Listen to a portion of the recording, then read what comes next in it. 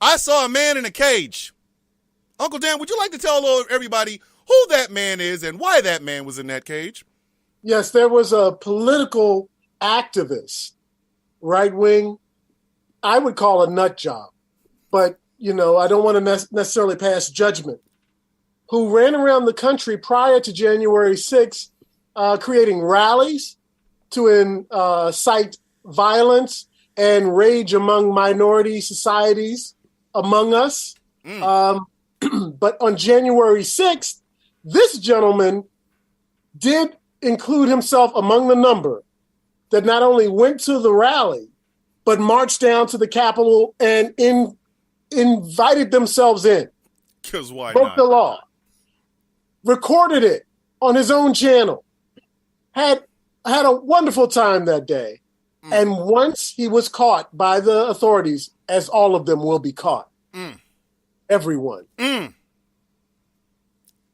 as they went to administer justice, he entered in a plea deal where he wouldn't serve any time, but he snitched on all the people within earshot or eyesight of himself. This is where Commons Testify should come right in. Oh, baby, let me testify. He just... He sang like a bird. Bro, like a bird. He folded like an envelope. That man, he couldn't wait to start snitching. Dude. He licked the seal and everything. I was like, here you go. He paid for postage. That man walked in there and was like, look, I'll take these charges and then you can meet me in the closet so I can tell on everybody. Everybody. Whatever you need, buddy. That's a nice tie you got on, sir. Oh. Yeah, walked in the closet and said, hey, I need you to sit right here. I got a chair posted up for you and everything. We're going to sit here at this little table. Let me hand out everything. He had a PowerPoint presentation. Bro, man was like, this is where we walked in the door. This is the stairway. You know he started with breakfast. So early on January 6, 2021, I had an omelet sandwich and it had extra meat and I had a cup of coffee, but it was black because Black lives do matter. And then after that, I got into a Kia Sorrento with 3 other guys, Dave, John, and Johnny. It was Johnny's car. Johnny was actually listening to John Cougar Mellencamp at the same time. Isn't that ironic? Isn't it ironic? And the FBI agents are like, dude, we haven't even started the question. Hey. Like, wait a minute, can we at least turn on the damn tape recorder before we start all of this? He was like, no. Don't worry about it. I've got notes. He was... Yeah, he sang like a bird. Like a canary, he sang. And months later, a year later, he shows up at this pitiful right-wing cluster in a cage wearing an orange jumpsuit. Which he never got. As a political stunt. He never wore one. He posed himself as a victim after serving no time. It's knowing full well that none of the people that were impacted by this act have access to him for a number of years because they're all put away on his word. Comfortably, this man did that and slept good that night. He slept good. That man had a steak burrito from Taco Bell. Come on, he had a steak quesarito, extra guac. Oh my God! I'm splurging. Which brings this man to this cage to CPAC because of course it does. But him being in the cage is bad. That's bad. That's bad. I don't want anybody to think that him being in the cage is the worst part of it, though. That's bad. Dun, dun. Marjorie Taylor Greene shows up in this story, ladies and gentlemen, because of course she does. The second worst, can we call her the second worst congresswoman? Can we call her the second worst congressperson? Because that list is long. At the bottom. Louis Gohmert, Lauren Boebert, Matt Gaetz, who... All behind it. Yeah, why is he talking? Matt, all behind it. Bruh, Matt, people are snitching on you right now. Somebody is telling on your There are cases pending. And he's still talking with of interstate commerce. He's still talking with that stolen Adam Conover, Adam ruins everything hairstyle. Why are you talking that? Have you seen the forehead on this man? Oh my God. But so Marjorie Taylor Four Greene, head? It's like a 7 head. that man, you could literally do the 4 horsemen symbol from the old wrestling people on the top of his forehead. Like you could just put him in lines. He is streaming all major platforms in 5K. He got HBO Max and Netflix going on both sides of his forehead. But anyway, okay. So Marjorie Taylor Greene, the worst thing to come out of Georgia until Herschel Walker started speaking, is in the cage with the snitch. But that is not the worst part of this story. And this is why we're talking about white people today. This is not the worst part of this story. The worst part is that while we got a snitch in the cage wearing orange and a MAGA hat, which he never wore while he was in jail, while Marjorie Taylor Greene is in there talking to this man about what we don't know. It's not like he can't get out of the cage. They have people praying for this man outside this cage. Vehemently. They are like, really? And they're praying all the bad things that have ever happened to this man, which, might I remind you, he's a snitch. He's the one that told on people. So all the worst things. And a domestic terrorist. Thank you. He's a domestic terrorist that told on everybody. I'm going into the Capitol. Then when he come out the Capitol, I'm telling on everybody. He is in this cage that he can walk out of at any time. Okay, my dogs have my dog Jersey has a deeper kennel that's less able to get out of than this cage. These people are out here praying for this man. And that's not even the worst thing that happened this weekend. Viktor Orban showed up at this.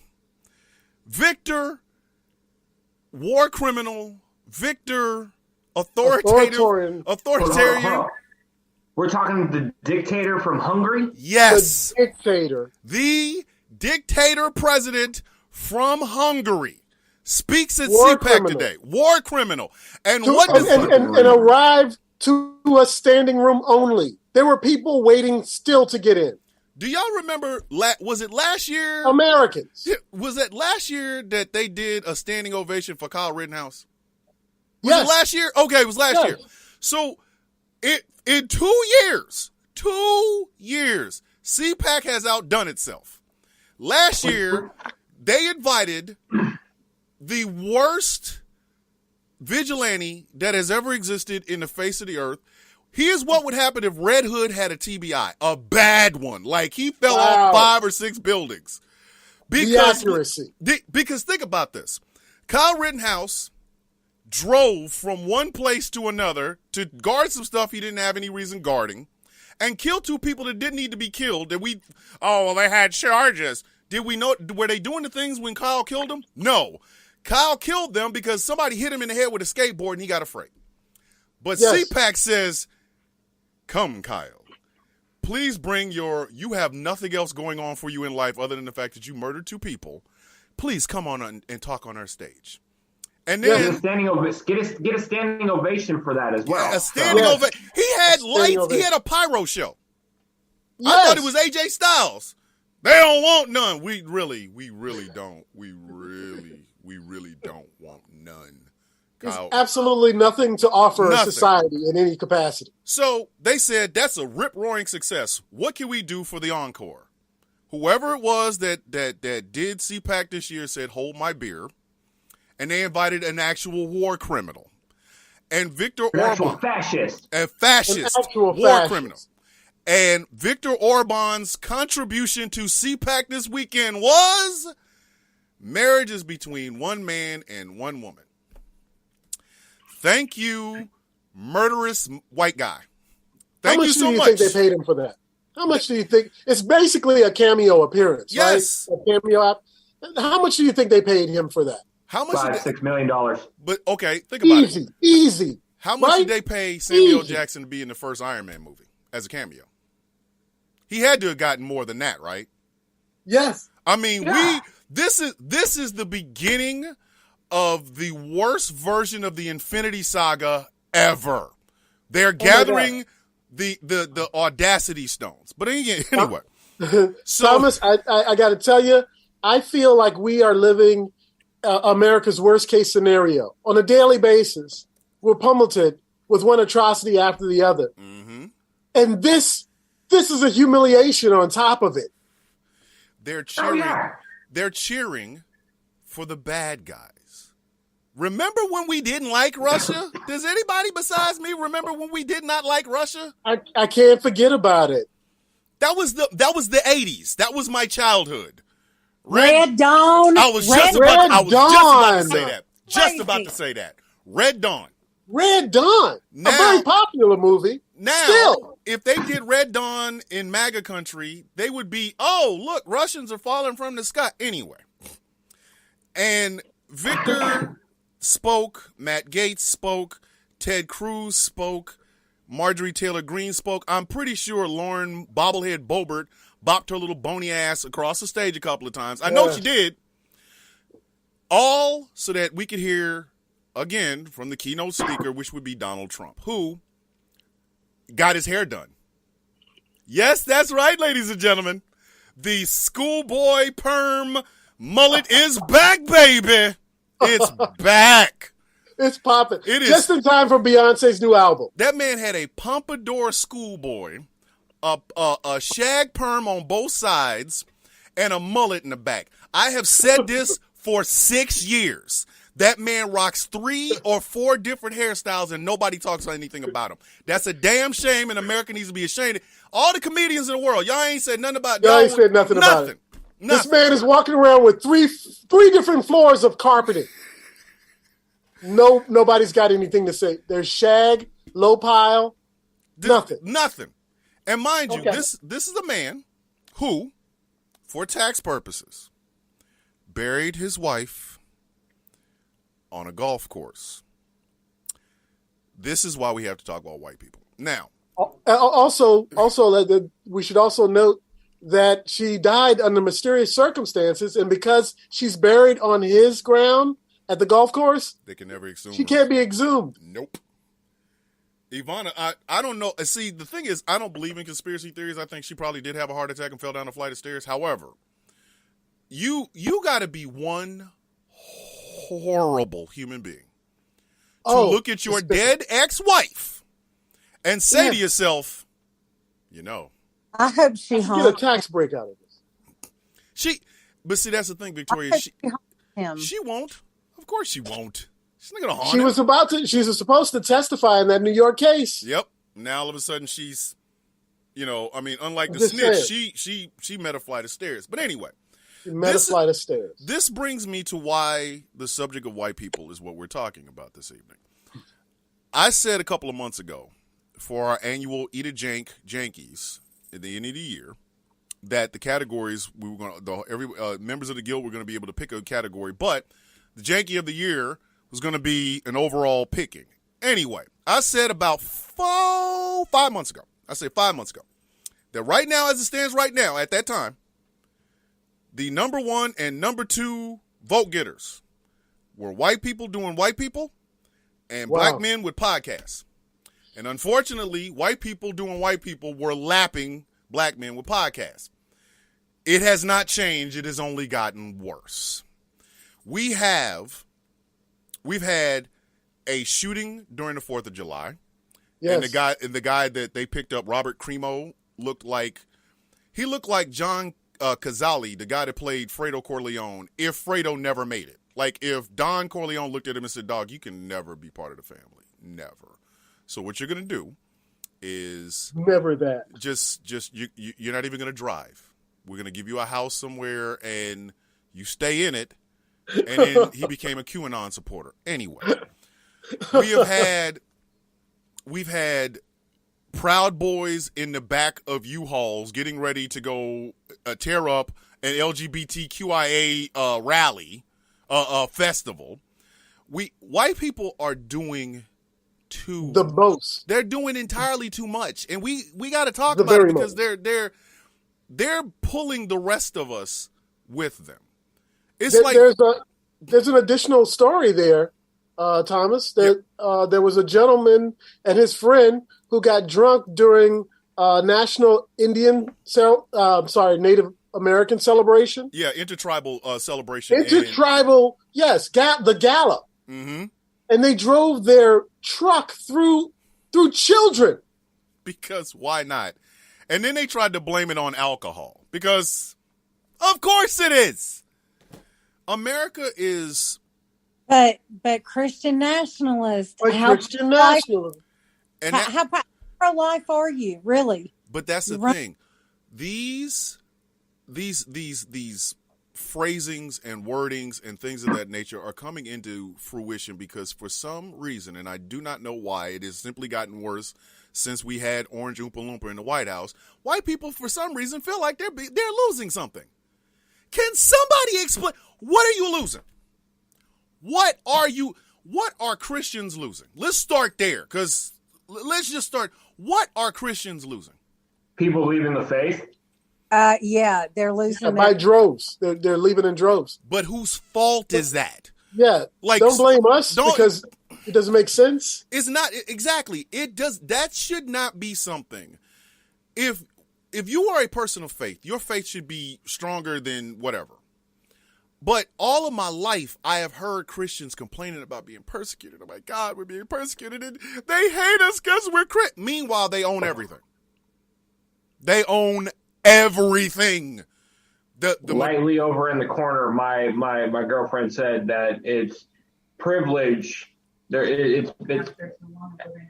After living so long in privilege, equality feels like oppression. But that's the thing. What did they expect? Yeah. These white people that are screaming about CRT and trans kids in bathroom and gay people doing gay people things and women what did they expect? Did they really, truly, honestly believe that the rest of us were all going to stand back while white people figured it out? Hey, black folks, let's not do any sort of progress. Let's wait until... just put that on pause. Yeah. I'll give you a perfect example. Tonight in Atlanta are the Blamazon Awards. The Blammies. Shout out to them. Love them to death. Do you know why Blam Fam even exists in the first place? Because white people on TikTok. Yes. To fight racism on TikTok is to fight racism on social media, period, is to gather the forces of 4chanism and this victim mentality by white folks in droves. Yes. Women still have to keep answering questions over and over and over. It's not a body in a body. It's my body. I should be able to control it. But why? Black people, everybody got a chance to talk about CRT this past year and a half, except for black folks. Except us. I don't recall one interview with a black parent that made any sense and wasn't staged. Not a one. Fox News could talk about it and all their whole host of, We're talking about the entertainment channel, not the actual news channel? Exactly. They could talk about it, and then MSNBC and CNN could debate what they said. But when you ask the Legion of Doom. Yeah, literally, when you ask black folks, we're going, number one, that's a law course. It's an elective law course. That's the first part. Secondly, how are you wrapping up Martin Luther King? Here's the ones that we used to be able to get away with, not ever have a problem come Black History Month.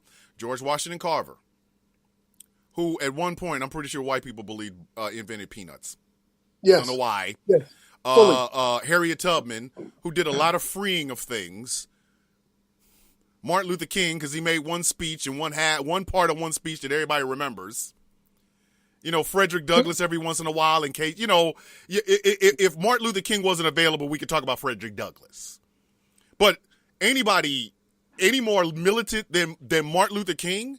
Hey, I'd like to talk about Stokely Carmichael. Shut up! No! Hey! That's not history. Yeah. Can we talk about Malcolm X? No! He hated white people! But now we're not even able to get the safe ones. We can't even get the safe ones. Flojo. We can't even talk about Flojo no more. Flojo. Jackie Solid Robinson. point. Because think about it. They think all we do is play sports and entertain anyway. So you want to talk about some entertainment? I want to talk about Paul Robeson. No, he has too many words. Too many words. He had a deep voice and he could speak. How dare that Negro? Intimidated us. Yeah, how dare that Negro actually be educated? How dare you? You want to talk about He has the Negro? ideas. Who gave him ideas? Wait a minute, the socialist Negro, the one that hung out with the communists? Nobody speaks about him. How dare you? I don't like how he parts his hair. Yeah, I don't like the fact that he spelt his name weirdly. It's supposed to be Robinson. Who is Next, Robinson? we want to talk of W.E.B. Du Bois. Yeah, like what the? We're not even getting the safe ones anymore. And that's us.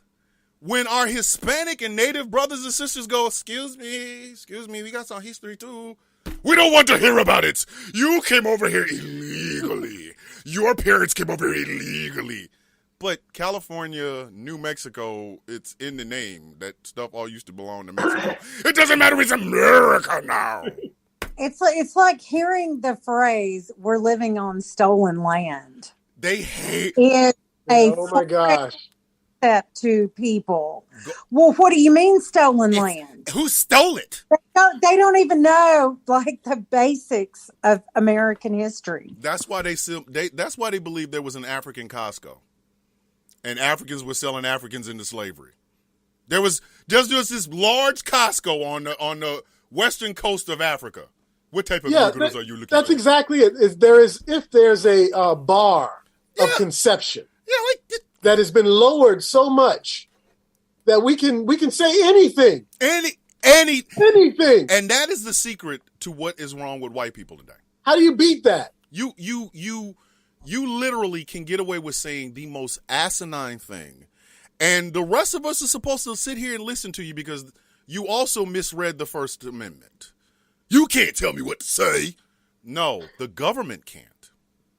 The federal government cannot come into your house to smack the snot out of you, excuse my French, cannot smack the snot out of you for saying something stupid. However, you can't go through a black neighborhood and just yell the N-word without getting your chiclets removed and your jaw meat spinning. Yes. But again... And relieved of your coin purse, thank sir. you. They go, why can't I say the word?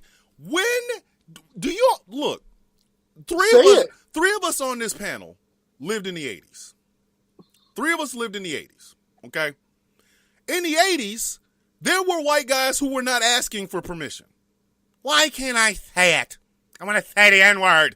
The problem was, or not the problem, the solution was, yes, you could go through somebody's black neighborhood and say you're looking for crack rocks with the N-words, and you won't get crack rocks, but you will get rocks thrown at your head. You will get, and we wouldn't kill you. Yeah.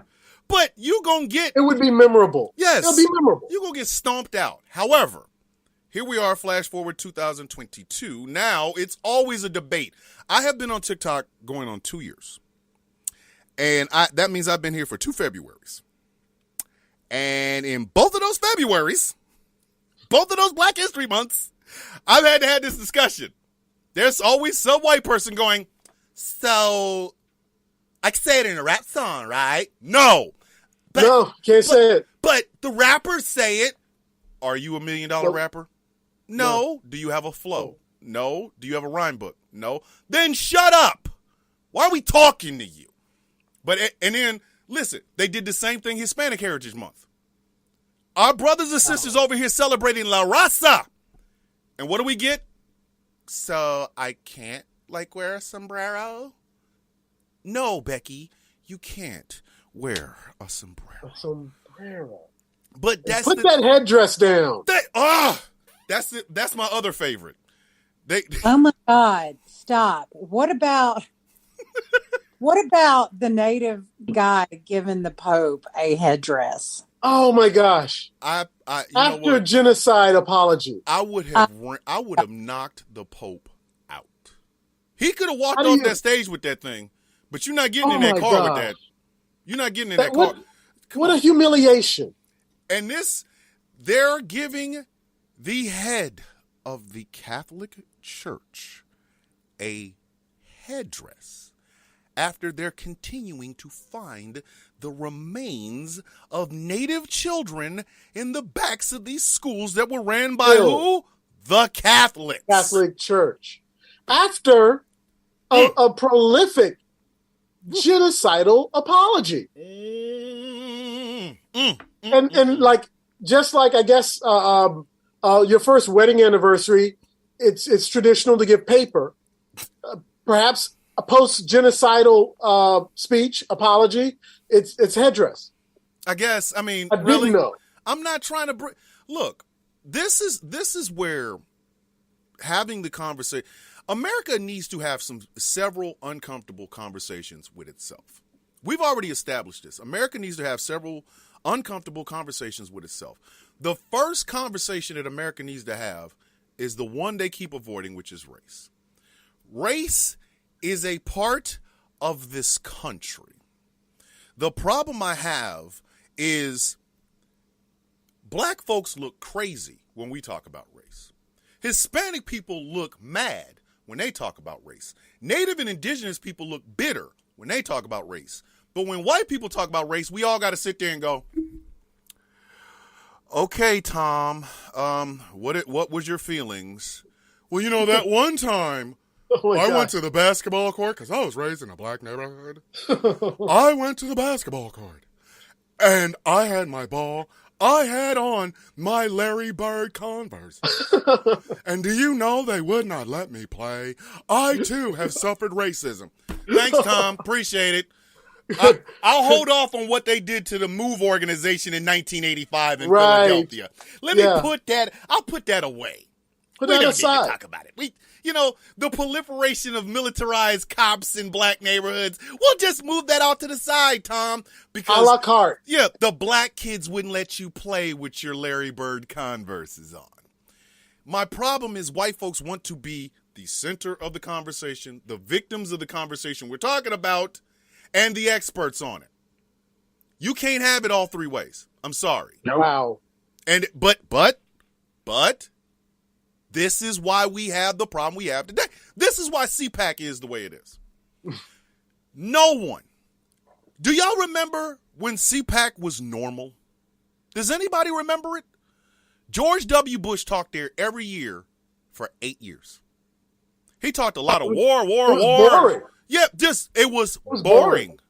It was boring. The only time they got spicy is when Pat Buchanan would come up out of his crypt right next to Rudy Giuliani, and he was talking, he would talk a little spicy, Pat Buchanan was the guy before all the rest of this stuff happened, because Pat Buchanan would get right on the tippy toes of race. He'd put that whole foot there, and then he'd come back a little bit. Just a little bit. Yeah, because the conservatives were looking at him like, Pat, go, keep playing. We are trying to reach out to black and Hispanics. Do it. We will cut you. We will take you out in the backyard and beat the crap out of you, Pat. Shut up. So Pat he'd get right up to the microphone and look, let me tell you what the biggest problem in America is. And then he'd look over to the side, and it'd be all those conservative big wigs with like baseball bats behind the camera. They would like right off the end of the stage, they'd be holding like, go on, Pat, say it. Say it, Pat. Looney Tunes style. Pat, say the blacks, Pat. Say it. You won't make it off the stage. By the time they finish cheering you, we will have beaten you to death. But at some point, CPAC said, nah, let's let him in. I think about people like William F. Buckley, who did his damnedest to run these people out of his party. The John Birchers, the racists, the KKK. William F. Buckley said, y'all can't be here no more. Barry Goldwater, for as bad as Barry Goldwater was, and he was not really that great. It was really bad. He was what William F. Buckley wanted the conservative movement to be. Buckley would come out of his grave and beat Donald Trump to death. He is everything that he fought against. But again, they actually resurrected the Crypt Keeper last week, and when Dick Cheney came from his sarcophagus and gave these glowing remarks of rebuke to the orange one. Yes. It was amazing to witness. Think about this for just a second. It was like watching Sith Lords battle. Out of all the men on the planet to say that Donald Trump is a danger, I wouldn't listen to any of them. I go, okay, you tell me something I don't already know. But when Palpatine comes off the When, Oh when the Imperial March, dun, dun, dun, dun, dun, dun, dun, and the damn hood comes up and the smoke comes out and you hear, "You have done well, my young." Exactly. You're like, who is that? You don't Yes. know? That's Darth Cheney. When Dick Cheney tells you somebody is bad, there's a problem. Yeah. The man who shot his friend in the woods. He shot his during friend a hunting on the trip. weekend. Yes. He shot his friend. He shot his friend, and his friend apologized for being in the way. In the face. He caught buckshot in the face apologized. I have always said it is Dick Cheney and Henry Kissinger. They survive off of the blood of damn chupacabras. There's no Henry Kissinger has outlived everybody he served. And then the Afghanistan war was called the Endless War. Literally. Dick Cheney made that. Yes. Dick Cheney made that. He made more money off of Halliburton than they did. Like right now. And Blackwater. If he wiggles his right pinky finger, 10,000 brown people in a country we have never heard of will die. Dick Cheney is the most evil. Again, it is Dick Cheney and Henry Kissinger. They're the most evil human beings I've ever. There's no. How is it that Henry Kissinger lived past Kennedy, LBJ, Nixon, Ford, Reagan? He's still around here. There is literally there's some poor Guatemalan child whose whole existence is to grow up so she can give Dick Cheney or Henry Kissinger body parts. And here's Dick Cheney coming out of the sarcophagus, coming out of with the Imperial March, and he goes, "You know, Lord Vader, Donald Trump is a problem." So how is this man still in your party? How are there still white people? Pot to piss in? None. Window to throw it out? None. They don't have a yard for the piss that they don't have. How are these people who are so poor they cannot afford the or at the end of poor? They're just po. Why are you following that man? Why are you following that? Listen, I love my heroes. I do. If Malcolm X showed up today, I'd be following him. I would follow Wilt Chamberlain just for the women that would come behind him. Okay? But that's like, and I know this is going to sound rough, and I'm sorry, but let's just be honest. Everybody knows who Chris Benoit is, the wrestler. The man who killed his wife and kid and then killed himself. Great wrestler. Great wrestler. Horrible human being. Steroids are a bitch. Yeah, horrible human being. Horrible. Absolute horrible human being. Yep. If somebody told me, Chris Benoit had the right idea, I'd call the police. I would call the police. Donald Trump said he could murder a man on Fifth Avenue and get away with it, and people still voted for this man. The man said, when you're a star, they let you do it, grab him by the meow. And they said that's what you want as president. They want that. And what's happening is you have these white people who have become the White Walker Walking Dead Resident Evil zombies for Donald Trump. And then there are just regular, I just want to go to work, feed my kids, take care of my bills white people who are now being lumped in with these nuts because of Donald Trump. Yes. And his policies. And the Twice impeached. Twice impeached. Twice. Six-time bankrupt. Six-time bankrupt. Three-time baby daddy. Like, let's be honest. Run the resume. Like, you have people who have nothing that have put all their faith in Donald Trump. And then there are just regular white. Yeah, there are regular white people looking at it and going, what is wrong with you people? So when you have a thing like CPAC happen, and you see just the frivolity, the comedy, just horribleness that comes out of this thing. But then you realize these people vote. Our next Congress people, our next senators, or maybe our next president was in that room this weekend. Yeah. They had Viktor Orban, a war criminal. These people cheer Putin, a murderer. And then they go, who are we putting on the ticket? I'm going to vote for that person. We have an entire political apparatus that courts these nuts. We have another political apparatus who keeps trying to reach out to them. We need to start thinking about the independents and some moderate Republicans. Moderate Republicans are as rare. Oh my gosh. They're as rare as Godzilla eggs. They're that rare. You're either, I'm not voting with these people, or that's my people.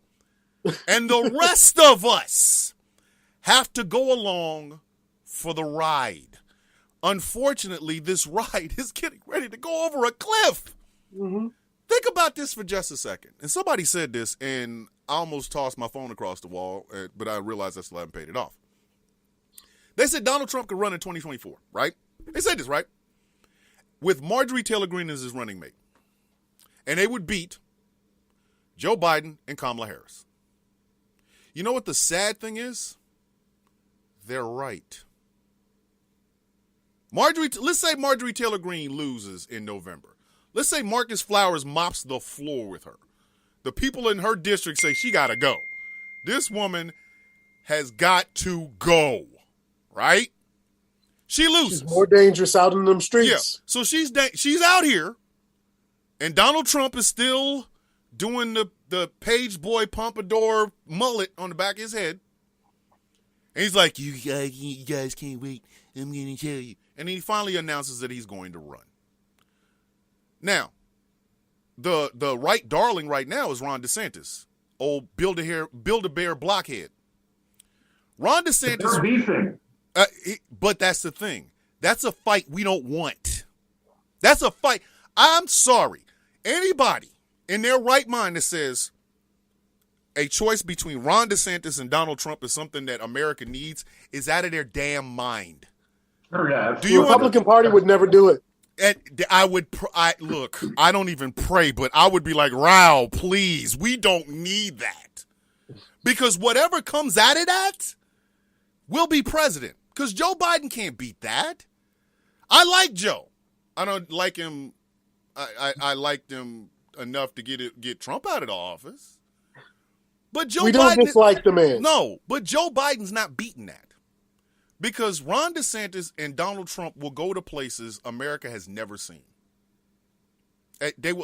Ron DeSantis will say anything to get elected. The man is built like a Lego with hair. He will say whatever he has to say to get elected. Donald Trump will say whatever he has to say to not get prosecuted. Because this is one. Donald Trump wants to be president again for one reason and one reason only. Avoid prosecution. Yes, Victoria. Listen, I survived 4 years under that poop stain of a human being. The J stands for genius. Listen, I don't want to think, but you need to move on to other white people because I've got 2 more years of mental peace without that man at the helm. Okay, so you're right. I just can't. The PTSD. Like I've made TikToks. You're having flashbacks, Victoria. When Joe Biden got in office, there was like a collective sigh around the world. And we were like, oh my God, thank God it's over. I will admit. There's a part 2. I will admit, the day that Joe Biden was inaugurated, you could see we all kind of looked collectively like we had all survived a bomb blast. And it wasn't like a kiloton nuclear bomb blast. It was more like what would happen if you blew up a sewer? If you put a low yield nuclear nuke underneath New York's sewer system and it exploded and it was able to reach. I feel like his 4 years was like more like 14 or 15. Yeah, we did. Aged us, yeah. During the post inauguration festivities, one of them was a great sigh. It's like we all emerged from the ruins of a zombie apocalypse. Yes. And we're the survivors. I'm telling you, it was like the end of The Dark Knight Rises when all them people were coming out of the house just after with Bane's covered in rubble. Yeah. After Bane's bomb went off, and then you hear people going, filthy. You know, they were looking, trying to hug each other, like, oh, yeah, they did. Well, listen, we made it. You know, they don't believe in the vaccine. They don't believe in washing their hands or their ass, or, you know, any of this, wearing a mask, washing their hands, vaccines, none of it. So, you know, they're going to eradicate themselves eventually. You know, I mean, COVID ain't over just because everybody collectively got over it. There's monkey, there's polio, you know, everything's coming back. But that's the thing. Okay, so let's talk about the other white people in this, okay? The everyday average, I'm upset about everything, so I'm going to make everybody else pay for it white person is as big of a threat as Donald Trump. They are. The Karen's gone wild. Yeah. Because there's always a Karen that goes wild. Hey, you know, I was thinking about going over to Home Depot and getting me some caulk. I got a pipe I need to fix, and I'm going to go ahead and get some. You walk in, and there's Karen. Excuse me! I would like to talk to the manager! Lady, I literally just wanted to go get something. Could you please not do this now? You're not acknowledging my privilege. I'm so sick of you! Or the white guy who, the universal white guy, beard, and Oakley crowd. They're the reason I made the creamy white effery. The license and registration 12s. Oh, go ahead, Victoria. Thomas, Yes. Did you hear this? I don't remember what nationality or heritage or race, but she was non-white, right? Uh-huh. It's pulled over, and she pulls out, I kid you not, a white privilege card. And the cops are like, holy crap, this is hilarious. Have a nice day, ma'am. But that's... You cannot make this up. Listen, there was a skit that Eddie Murphy did when he was on Saturday Night Live where he's dressed up like a white person. Yeah. When I heard that story, that's exactly what I thought. White guy, you know, he's dressed up like a white guy and goes in, and everybody else is buying stuff, and the white guy hands him a newspaper and some, hey, there you go, take it. There you go. There you go. He gets on a bus. There's one black person on the bus, and they leave, and all of a sudden a party breaks out. When I saw that, I'm like, is this an Eddie Murphy skit? It's like people of color and people in marginalized groups have to fight and claw for every single inch that we have today. Because we don't know when Karens attack. We don't know. Look, when I go to the store, I'm always on guard for the Karen. Always. Because you can start filming if you want to. Somebody gonna need to film you. Because if you do that whole get in my face thing, I will super kick you. I got problems. I'm crazy. I got paperwork that says I'm out of my damn mind. Don't play with me. Don't. You don't like my face. You don't like my shirt. You don't like my fingernails. You don't like my earrings, whatever. Go over there. Go over there. Go. Miss me with all that. All of that. If I'm in high V on this side, you don't like anything I'm doing, go over there. Go. Which camera do you want me to use? Look, use something. Which camera? Use something and call the wife, because I'm telling you, I ain't trying to hide it. Because those Karen moments scare me. Because my first instinct, if you run up on me, is I'm going to hit you. And my second instinct is, oh, Lord, I done hit a white woman. Oh, my God. It could go down at the Kroger. Yes. And then it could go down. You're sitting there like the Dave Chappelle joke is like, sprinkle some crack on him. I don't want that. No. And it beat me to death. Kroger. Yes, Kroger. You must be highfalutin, honey, because that's poor white trash. We go to the Walmarts. The Walmarts. Oh. The Walmarts. Walmart. Listen, Walmart is Karen Central. God. Every time I see a video coming out of Walmart, I'm expecting the worst. I'm expecting white people fighting in the produce aisle and busting each other in the head with a bag of grapes or end caps on fire. Yes, listen. Did y'all hear about what happened at Cracker Barrel? What? Yes. Cracker Barrel offers a vegetarian meal, and white people are like, "We're gonna boycott Cracker Barrel." Yeah, because they started offering that Beyond Meat. It's not even Oh, something they God, have to eat. really? They don't have to eat it.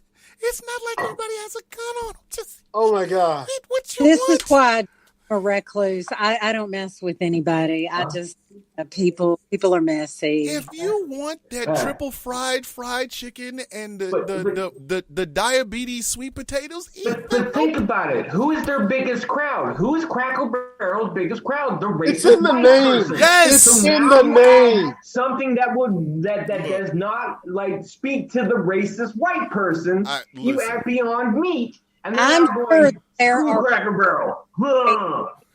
vegetarian people. I'm sure. But that's the thing. It's evolution.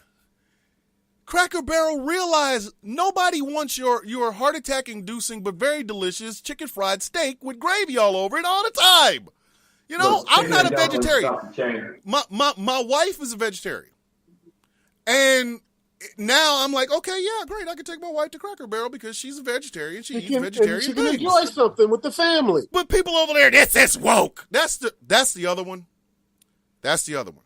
I love That that is word. the other one. It's the attribution of things that don't belong to you or never in your space. And nobody's asking and them then the redefinition. Like, and Who does that? Who does that? Like, who asked for this? Do y'all remember about a week or two ago, somebody offered a bed and breakfast, but it was in old slave quarters somewhere down. Yep. Yes. Yep. Hey, hold up. Somebody said, and the comment was like, just get over it. You know, it's like, it's just a place to sleep for the night. And they said, would you like accommodations at Auschwitz? And that's the other one. And It's a I fair would, question. oh my Fair God, question. him them in the face. I feel bad for my Jewish brothers and sisters. I do Because too. can you imagine? You get up every morning. You've had family members that have died in these concentration camps and died during World War II, during the Nazi occupation. You've heard these stories. They've been passed down from generation to generation. It's your job to pass them down to the next generation. Things of that. What do they say? Never forget. And everything the right doesn't like is compared to the dude that killed your family. I would be pissed. I feel some kind of way. Yeah, that's like Simba living his life, having to hear about all the bad things Scar did, and then having people compare things that Scar did do. Scar killed my father. Why are you saying, we had it better under Scar? This is just like what Scar was doing when he was running everything. I feel oppressed because I feel like Scar is over here. If I was Simba, I'd eat their face. If I was a Jewish person, I'd snap. There's a woman on TikTok who does comic book related stuff, but she's Jewish. And she has been literally screaming against the wind about how Hydra is like the Nazis. And that's what they were written as. Like, yes. That's what they were. And they were like, we need to see Steve Rogers, the Hydra Captain America. And she's going, no, we don't. No, we never need to see this. I could not be Jewish because at a certain point I'd hit somebody. One more. You're comparing this mass to Nazi Germany. I'm gonna punch you in your mouth. You about to get your chicklets removed and your jaw meat's gonna be like, bzzz. I'm gonna hit you in your face. But the whole bed and breakfast in the slave quarter thing, I'll get over it. I'll get over it. But here's my problem. Who keeps doing Civil War reenactments? I don't want to do that. Remember the retreat that they had at the Now I do black like guy? Renaissance fairs. I like that. Like wearing Don't what? Renaissance fairs. A Ren fair? Yes, Yeah. Okay. Yeah. I like Like Renaissance. a good busset. Yeah, I like Renaissance fairs because that's where plus size women hang out. Love it. Hey. But again, I go back, and this is sad because I have to quote Louis C.K., who was a disgusting human being, but the joke is actually serious. It's quite funny. He said, there's not a time in world history that a white guy couldn't get into a time machine and go back to. Black folks would be kind of regulated. You know, there's not a whole lot of times we can go to. Maybe the 70s. We can go back to maybe like 80, 1980. Yeah, like 1980. Yeah. That's it. Yeah, fine. You know, and even then, it's not fun. Exactly. Find Bill Gates, give him about $500, tell him you want to buy some stock, some Microsoft stock. You know, find Steve Jobs, slap him around a couple of times, and go, hey, dude, you like apples? Here, it's $500. Go start Apple. Remember my name. Here. Go be somebody. Yeah, go be somebody. And then, 20, 25, 30 years later, you're sitting on $1 billion damn dollars. But anyway, it's stuff like that makes it hard for people of color and people in marginalized communities to talk to white people. Because, and I don't know what it is. Maybe y'all could tell me. We have 2 white people on the panel. Can y'all tell me, is this like a secret thing that y'all do to center yourselves? I've never seen that. It's like the weirdest thing. If 10 black folks and 1 white person, if there's 10 black folks and 10 white folks sitting there having a conversation about race, 10 black folks, we ain't going to have the same stories, but our stories are going to be similar. They'll be in the same neighborhood. You know, you get 5, whatever. With white people, listening to those stories, for some reason, they all of a sudden jump right into the middle of it. It's almost like the thing with the multiverse of madness. You know, man, I remember that time the cop stopped me. And they go get sucked in, and all of a sudden they're the cop.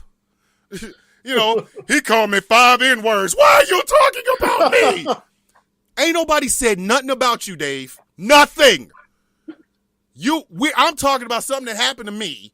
You over here done transported yourself to the middle of my damn story. Now I got to center myself in your freaking feelings because you don't like the fact that I said the cop called me the N-word 5 times before he gave me a ticket. Is that something, seriously, I'm asking, is that something white people, is that a trait? Was that what that is? Centering yourself? I don't think listen, for everybody who isn't able to see them, Victoria and Joker are Caucasians. However, they are not, they're not my, what's the word I'm looking for? I'm not talking about them in this conversation, and they know this. As a matter of fact, Joker, if I'm not mistaken, didn't you at one time tell me you was tired of white people? I mean, I'm part of the Mayo Sapiens, but I excuse my language, hate being a part of the Mayo Sapiens. Victoria, I'm guessing you feel the same way? 'Cause I've heard you say that a couple of times. There's plenty of 8.5 by 11s that envelopians that wreck my nerves. So, is it a power that some of them have to jump themselves in the middle of conversations? Well, it's a key word that we always keep saying. It's privilege. Yes. Oh, I love those conversations. Let's talk about white privilege. Hey, I don't have privilege. Immediately defensive. I'll have you know, my father, my first pair of diapers was the New York Times wrapped around my butt. Because my father couldn't afford diapers. I'll tell you, walk 6 miles to school. We walked 6 miles uphill in the snow with no shoes on to go to a schoolhouse where it was kindergarten through 12th grade in the same building. Don't tell me I have privilege. And how old are you again, though? How old are you again, though, telling me that story? You're in your 60s, 70s, right? You an old person. Yes. I'm 36 years old. I can tell you that I walked to school 6 miles uphill in the snow, but I had shoes on my feet. And it still wasn't a thing. I'm not privileged. I don't feel privileged because of that thing. But the thing is, I don't care where you grew up. I don't care what you did. You suffer from white privilege. I hate being brought into that topic, but because I am a Mayo Sapien, I'm going to hear it, and I have to be okay with it. But that's the thing. The way most black, brown, and indigenous people in that conversation is, but did you have to do it as a black person? And they go, I don't understand. What does that mean? It's real simple. While you're walking up 6 miles in the snow with no shoes on, did you have to do it as black? That didn't make any sense. I'll tell you how it makes sense. Do y'all remember the young man who was asking for directions? Little black kid got lost on the bus, was asking for directions. And the guy shot through his door and then shot at this young man while he's running down the street. Did your 6 miles of snow with no shoes on, did any of that happen? Was that ever an option? Was it? Yeah. Did you ever get the gun pulled on you, B? You know, Ever? the hypocrisy for me, though, is to be so pro-life, and they love just putting bullets in people. Okay. Oh my gosh. Listen, let me do this, and we'll get to that on the other side of this. This is The Villain's View. My name is Thomas Bishop. I am known as The Villain. I am joined by my co-host Victoria and Joker, and our very special guest, Uncle Damn himself, Mr. D.L. Hopkins. So let's talk about that. Where come from, Uncle Damn? I did say Uncle Damn. Yeah. I know. I said, where does the name come from? Oh, very simple. I'm an elderly black man, and when I started on TikTok, I kind of started like right after Thomas. I've only been on TikTok for a year and a half. A lot of the things that I spoke about, I tend to dabble in forbidden history. So they come out deep, but it's really something that you kind of knew had to happen, but you never had a story for it. Mm-hmm. So people, out of respect, if they see the gray hair, they call you uncle out of respect. I get that a lot now. And what their response was always, damn. It's like, damn, uncle, damn. You know, like, damn. And I said, all right, the people have spoken. That will be my name. See? And it works so well. It really does. It really does. I can tell you, Uncle Damn and Dom Draper. Damo. Oh, my goodness. That's nice. Listen. Damo's amazing. Incredible. He's an artist. Damo Draper, and I have to have him on this damn show. I want him on. I promise you. Because between Uncle Damn and Damo Draper, they kind of refine the thing that I do, which is, y'all remember that joke? I'm black, y'all, and I'm black, y'all. Imagine that, but I'm saying villain the whole time. I'm a villain, and a villain. That's me. Uncle Dan will do the exact same thing, but it's so Shakespearean. He's like our James Earl Jones. Now listen here. All right, I'll take that. Peace. I'm black. I heard y'all. that, right? I am black. You. I'm black. You. I'm blickety black. You. And then Damo. Forsooth, I am black. Forsooth, I am black now. And then Damo does it with the facial expressions. Like, I'm serious. Every time I see him get ready to do one of them tearful ones, I'm like, why is the Sarah McLachlan song playing in my head while I'm watching this? Damo will look at something and just go, and I'm just like, dude, I cannot. Okay. That's the Damo look. Yes. So there's refined ways to do the exact same thing. You know, like I Speak does it very goofy, you know. Or, goofy. You know, Conscious Lee kind of. Yeah, Conscious Lee is like the Southern poet sort of version of it. You know, education over elevation, research over me search. That's him. You know, yes. Each of us have a different way to do the exact same thing. It's funny, though. I get to be, I'm the guy that, like, they let me in every once in a while, but I'm like, let me tell you about the government, man. So I'm that guy. I think it's more purposeful than that, sir. I'm pointed. I'm very pointed. You are pointed, to say the least. That's why I said I'll never be verified on TikTok. I will probably never be on Good Morning America because I don't know if America's really ready for me, because I'm the sort of person that'll say something. They're like, dude, aren't you worried about aren't you worried about, like, ad money, bro? I'm like, dude, I'm crazy. I'm nuts. I don't know. No. Like, I get famous off of this is going to be weird. Hey. I love the West Coast surfer accent you had to use. Yeah, that was pretty good. Oh my, yeah, like, bro, it just adds to it. Yeah, like, hold on, bro, wait a minute. So you're telling me, like, you purposely call yourself the villain? Like, yeah, like, bruh. Seriously, like, bruh. I'm sick of it, bruh. Every time I come, bruh, like, bruh, I see you, bruh. Bro, I'm right here. I'm vibing with you, bruh. I'm telling you. You feel that?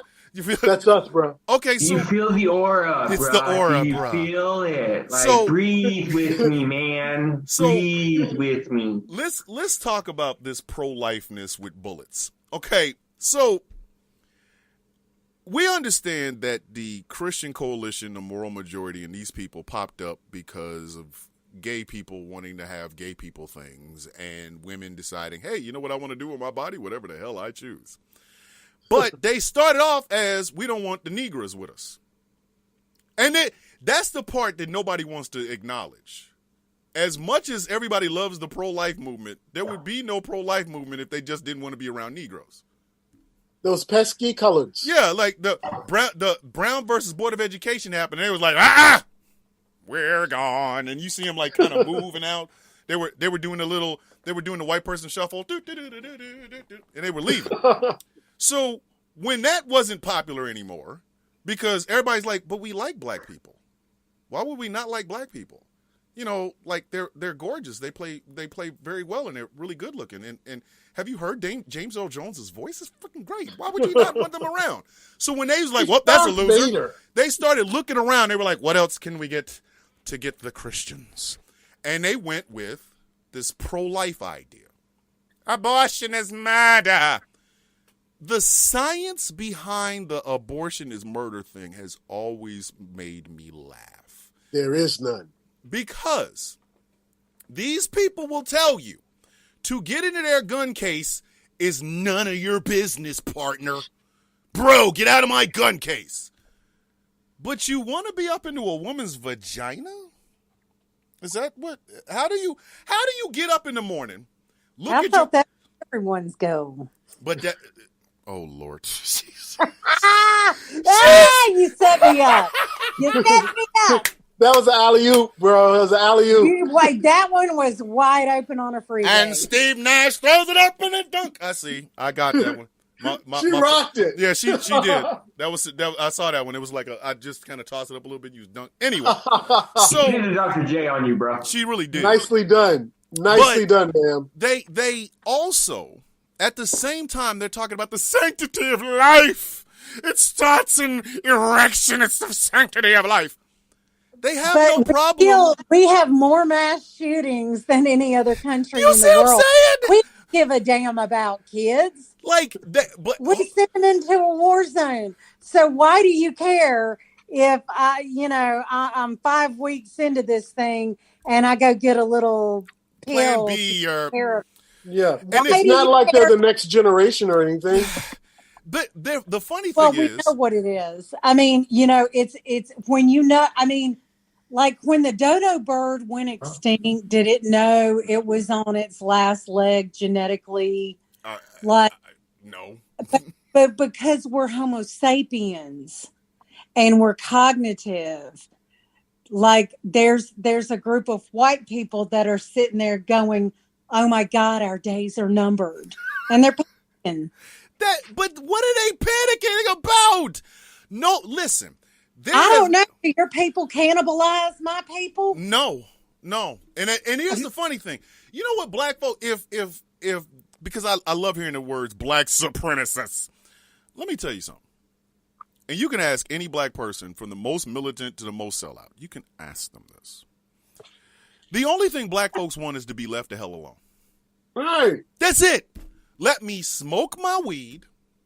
Let me play my video games. Let me own guns like you own. Can I drive in a nice car? Can I wear nice clothes? Can I go to this job with dreadlocks? Can I be a voluptuous black woman in this dress without being bothered? Yeah, can we exist? Yeah, they keep thinking, if the blacks take over, they're going to come back for revenge. The black folks that would want revenge are dead, and the ones that are around don't really care. We just want to be left alone. Here's black supremacy. Tomorrow is black supremacy. We take over. The very first thing y'all going to notice is a whole lot of black people going home. Yeah. Like, we took over? Good, I'm going home. I'm going home. You're going to see a whole lot. There's going to be weed smoke. It's going to look like smog. Just, I ain't got to worry no more. I can do this and be left alone. That's it. That's it. We're going to want to raise our kids without having to. That's it. There's going to be a lot of grilling. Exactly. If the Hispanic people take over, the raza, Stein, we take over. You know what's going to happen? They're going to go home. They just want to be left alone. Like, we ain't never got to worry about anybody saying anything about a border ever again. Ever. And the most incredible quinceañeras you've ever seen. Yes. They're going to invite everybody. We having quinceañera. Come on. What? There'll be some Modelo beer and it's the greatest. I cannot think of the name of that music. The one with the horns. Reggaeton? Yes. There'll be that. Okay? White people, for some weird reason, seem to believe that they are being bred out or taken out or enslaved. What are you people talking about? Don't nobody want... Black folks want to be left alone. We don't want to be... They won't even be here to protest, bro. Literally. Like, we don't want that. Like, what do you care? We would ban the police. That'd be the first thing we'd have happen. Hey, right. No more police in our neighborhoods. We can handle it ourselves. Remember the Black Panthers? We good. Go on. Go. Go over there with them white folks. Go over there. They go, okay. And they leave. And that'd be the end of it. We take care of our own. We ain't got to worry about the rest of it. But for some reason, and I don't know why, white folks seem to believe that if or when they become the minority, there's going to be some problems. And I'm asking myself, why? What? Why? Joker, can you explain this to me, please? Because I don't understand it. I don't understand it. Help me understand. Understand what? What are white people so damn afraid of? What are they afraid of? I don't associate with them, so I really don't know. Okay, Victoria, you claim your roots. You claim your whiteness, which I'm glad you do. What are they afraid of? Can you answer that for me, please? I don't know. Maybe it's the realization that you're subpar. I mean, our food is bland. Our music is bland. I mean, look at the charts. Look who's, you think of somebody like Taylor Swift. I know she's white, but look at Beyonce. Look at Lizzo, BBW rocking it. She's bringing fat to the forefront of. Look at my big fat ass and I'm sexy, But we don't season our food. Our whole existence is mediocre. We copycat everything from everybody else. I mean, it must really suck to be white and not have an original thought in your head. Oh, good Lord. Wow. I'm dying. Whoa. And that's why you are Mama Realness on this place. That is why you are Mama Realness on this show. Listen, the thing about it is, the thing about it is, and what I fail to understand is, at no point throughout American history have marginalized groups and marginalized people of color, no time have we ever looked like we wanted to take over and subjugate white people. It has never happened. At best, you know what you're going to get? You're not going to have the ability to just say whatever the hell comes out your mouth. You're not going to have the ability to rely on racial stereotypes like you normally would. You have a conversation or argument with me as a man. You have an argument with me as a man. The very first time boy comes out your mouth or the N-word comes out your mouth, there's going to be some problems.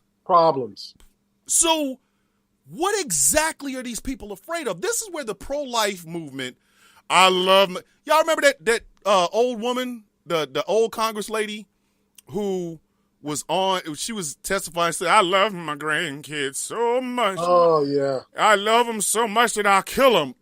Where they do this at? Yes. Hold on. Joker, you didn't hear that? You No, didn't I hear heard that about. one? I'm trying to remember what state she was from. I don't remember. But she literally said this in front of a camera and a microphone. Yeah. I Yeah. love my grandkids so much that if it came down Came to down it, to I'd, it, I'd shoot shoot them. Shoot 'em. Who thinks like that? How do you wrap your...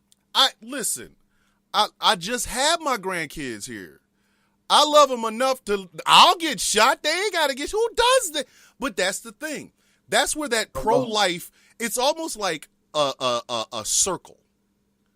You get so pro-life that you would actually murder somebody. You're on the other side of it. Yeah, I see what you're saying. Yeah, you go. But I mean, think about it though. Like, you guys were in saying the same thing. Like, I'm gonna put myself out there before my grandchildren are put out there to get shot. I'm not gonna shoot my grandchildren. Yes. I'm gonna risk my life before their life. They've got more years ahead of me. Like, I'm not doing that. But You know what? I'm on this. Excuse me. I'm gonna own this. True to my white womanhood hashtag FTK. I am shielding my Gen X ass with those two sorry ass offspring of mine. I do not care. I do not care. They are useless and serve no purpose on this Oh my earth. God. Occupy space and consume my money and my food. No. Ooh, that's some Ric Flair level woo. Yeah. I am. Ric I Flair. don't care anymore. Space Mountain. But I think if we could get and Victoria, you lady, look. if we could get white people to get rid of this irrational fear of being, they act like they're going to be bred out. Listen. Okay, so the problem is white men. Whoa.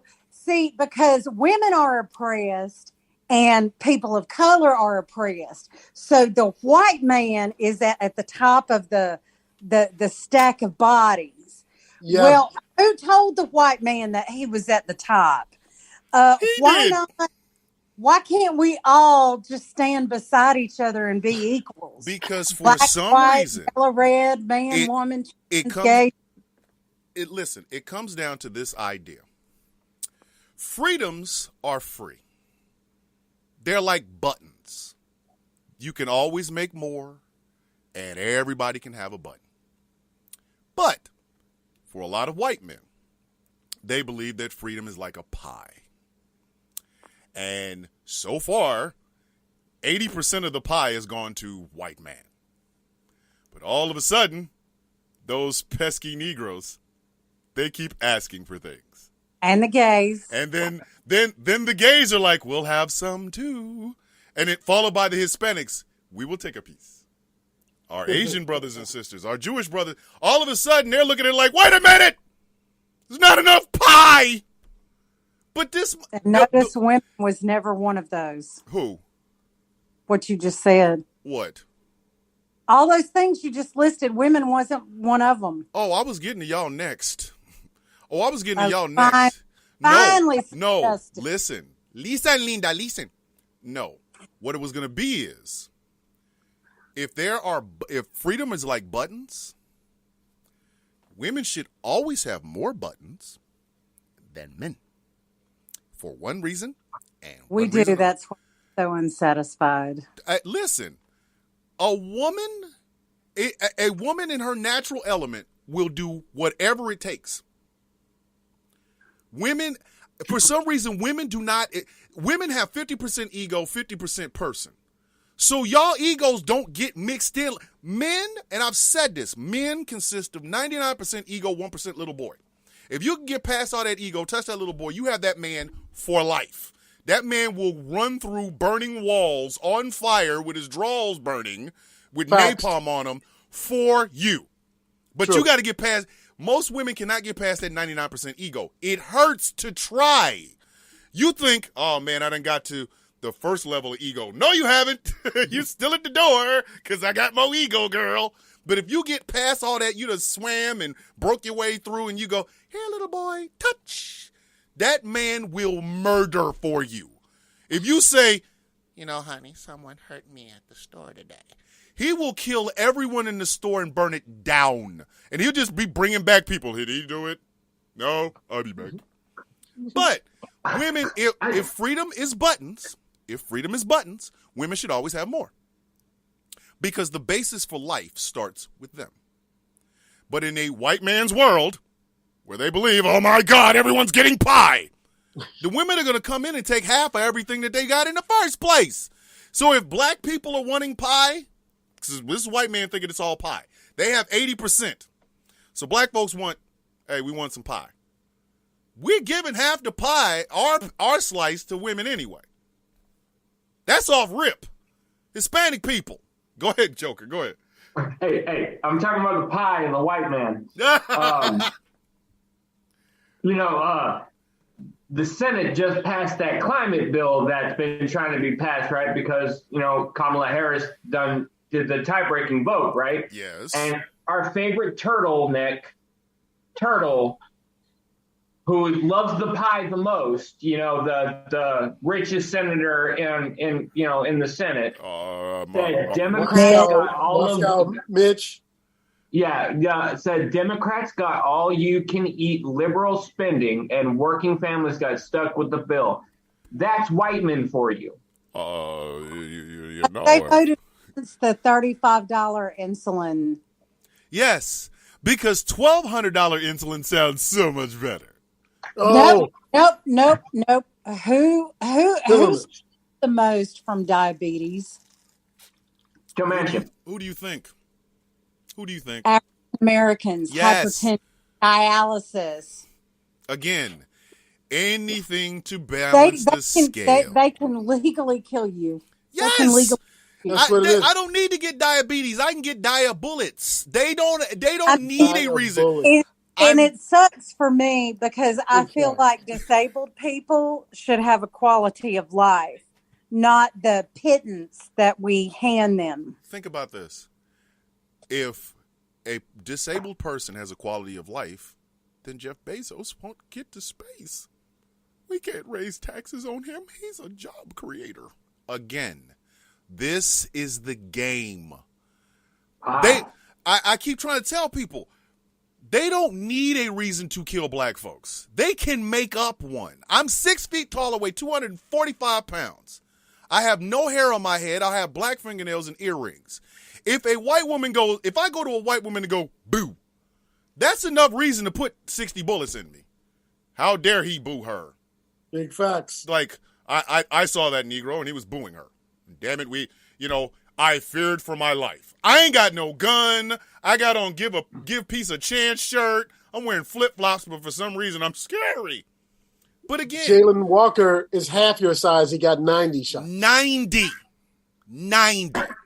And the thing is, every time, and this is again, the narratives behind police killings, the narratives around abortion, which is funny. The narrative around abortion is white men really believing that women would just go out on a weekend and go, oh my God, I jumped on some janks and I need an abortion. I'm going to go in and get an abortion. These are the same people who think you can reimplant an ectopic pregnancy and that if women hate their periods so much, why don't you just stop having them? Yes, these are actual quotes. I know oh my women. Gosh. I know women that have that mental ability. They just go, stop bleeding, stop the bleeding, and boom, they're no longer bleeding. Yeah, uterus contract. But that's the thing. As long as we have the white male ego run amok, America will never change. We all exist in this white male dichotomy. And the craziest part about it is there are white men who don't believe in that. They're fighting. If we're fighting against the current, we're at the end of it. At least we can get out the water every once in a while and go, damn, it's wet in there, man. That current's heavy. Imagine being a white guy fighting against this. You are like a salmon swimming upstream. You're like, I just want to get past you people. Because the narrative is never going to change. Yeah. The white guys who fight against white guys' lack of intelligence or this pie idea, I don't feel as bad for them, But because they have ways to talk to these people. But I do feel some sympathy because they got to argue with them the hardest. They're like, look, dude, you are effing up the brand. Brand white guy is taking a nosedive and it is your fault. Can you imagine being a white person who has never, a white man who would not support Donald Trump if he was on a bridge falling? Trump got one hand on a bridge. You got some white guy that's like, I would bite his hand, I'd bite his fingers and knock him off. Yeah. But you got to fight against the narrative that other white men have put about. So it's the weirdest thing. They are the ones that are pushing this narrative that somehow they're going to be replaced. Who would want It's that? as if there must be a manufactured problem. Yes. They have to have an enemy. There has to be. Yeah. There's no movement. That's bizarre. I've gotten everything that I've gotten, and damn it, I'm not gonna have anybody take it. Don't nobody want it. Nobody wants your grandfather's old raggedy gun and nobody wants that, bro. Pickup truck that you still making payments on, even though it's a 1988. Nobody cares. Oh, extinction because I'm halfway through my lifespan anyway. At this point. Yeah. All right. So we're going to switch it up a little bit. We're going to go rapid fire / funny jokes. So we're going to start with rapid fire with our guest, Mr. D.L. Hopkins, a.k.a. Uncle Dan. We're going to do rapid fire, starting with Victoria, because she likes this sort of thing. Oh, blame me. Blame the token white woman. Hey, man. Somebody got to get this work. Shut up. Here come the tears. If you don't okay, I always ask the same question. Does pineapple go on pizza? Oh, yes, but I don't prefer it. It's a trick question. I'm trying to tell you. It's a trick question. She asks it every week, and it's a trick question. Every week. It's a trick question.